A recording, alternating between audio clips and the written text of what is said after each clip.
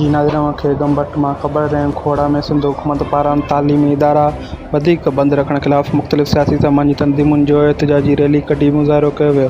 तालीमी इदारा फौरी तौर खोलण जो पिणु मुतालबो कयो। गंबट खोड़ा में सिंध हुकूमत पारां कोरोना जे सबब ॼाणायल तालीमी इदारा बंद करण खिलाफ़ गस्टा सिंध PTLF सिविल सोसाइटी खड़ा शहर जे इतिहाद सियासी समाज जे अॻुवाननि पारां सब्ज़ी मार्केट खां एहतजाजी रैली कढी प्रेस क्लब आॾो सख़्तु एहतजाजी मुज़ाहिरो कयो वियो। उन मौक़े ते अॻुवाननि मक़सूद मैसर, अज़ीज़ अहमद जाफ़री, सैयद हिज़बुल्ला शाह, इदरीस उमरो मखदूम, यासिर नज़ीर हुसैन समो, सैयद फ़याज़ हुसैन, शाह नियाज़ हुसैन लुंड, आशिक़ मीरानी, इरफ़ान मेमण, मोहम्मद सिद्दीक़ अबड़ो, परवेज़ मेमण, जमील अहमद मरी, सैयद मंज़ूर इमाम अली गुल खोड़ो ऐं ॿियनि ख़िताब कंदे चयो त सिंध हुकूमत हथ वठी सिंध जी तालीम तबाह करे रही आहे।